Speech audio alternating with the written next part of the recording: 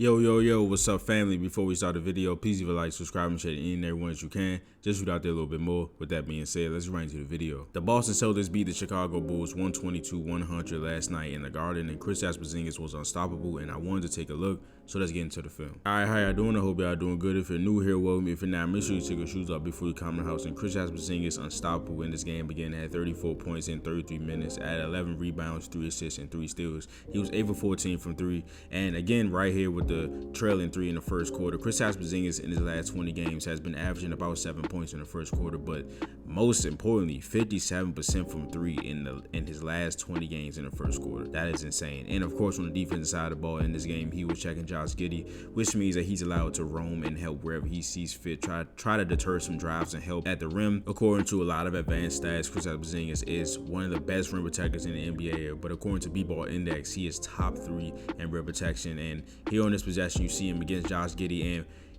we are not worried about Josh Giddey rolling, especially not popping when he's doing the pick and roll. So this allows Kristaps to just stay with Coby White. He gets a step with that hesitation cross on Derek White, but Kristaps being right there forces that pass. Drew rotates Alonzo, and then Kristaps rotates to the corner. I would assume sees that, knows he's probably not going to get a shot up over Kristaps. He drives, but he doesn't even know that the shot clock is down. Celtics force a shot clock violation. And this is what you get when you watch Kristaps Porzingis. It's somebody at 7'3" that is like such a perfect big for the Jays and for this team. Like rim protection, post play. Like he didn't get one real post up possession in this game. I don't think. Like I watched this game twice.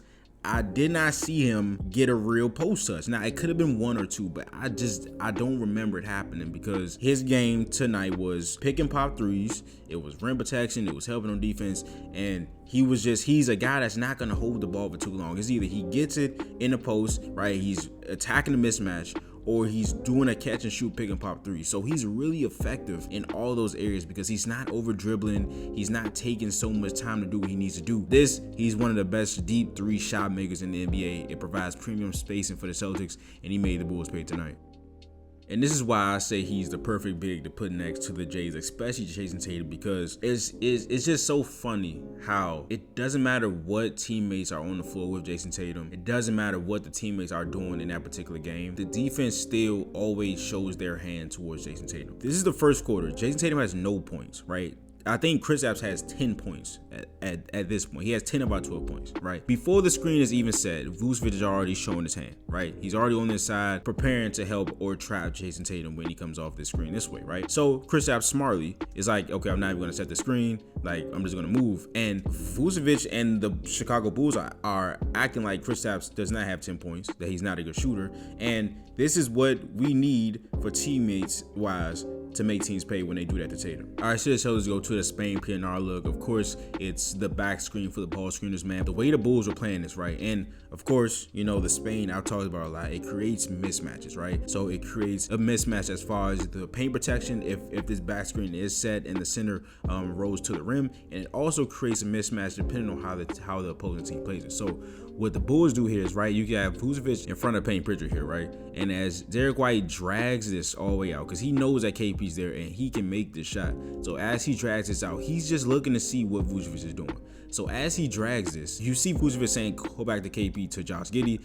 It's too late, right? And now you got Aldo Sumu closing out on KP instead of Vucevic, which we just seen doesn't matter anyway, but that is just not a contest.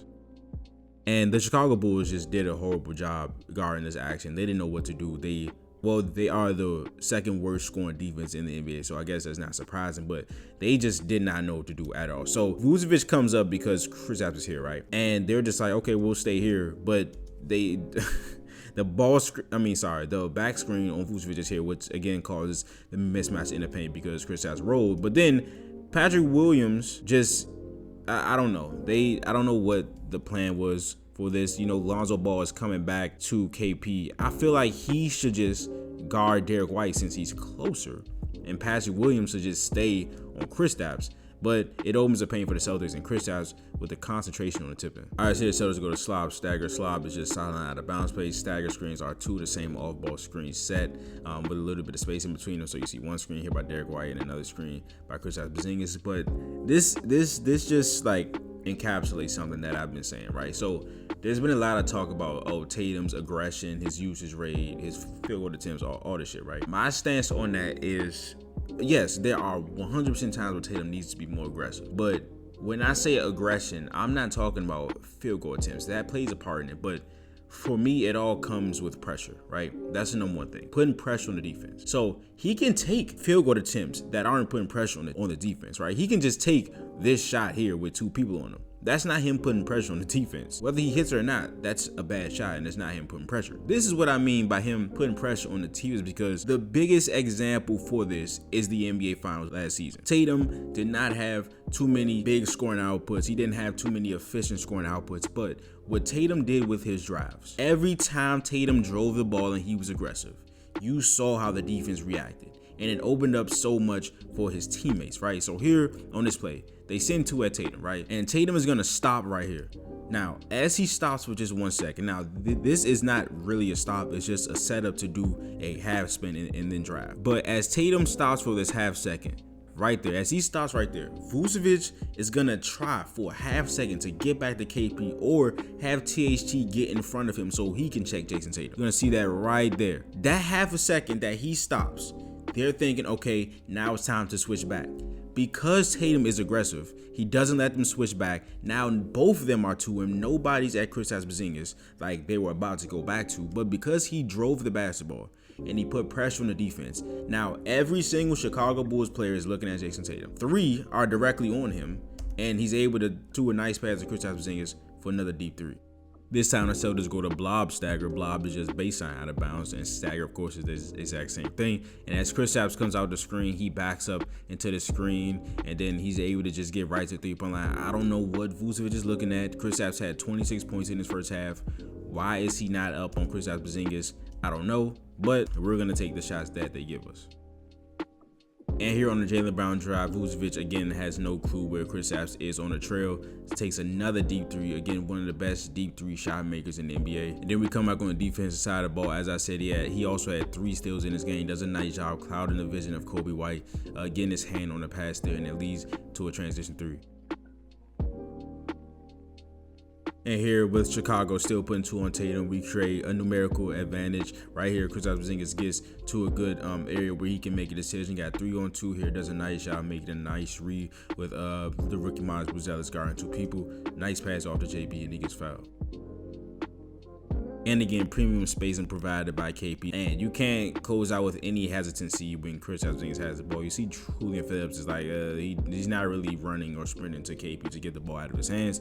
And at this point, KP is just so locked in. But that is a video. If you enjoyed it, please leave a like, subscribe, and share it in everyone that you can, just so we can out there a little bit more. And I will see you guys next video. But this is Nick. Peace.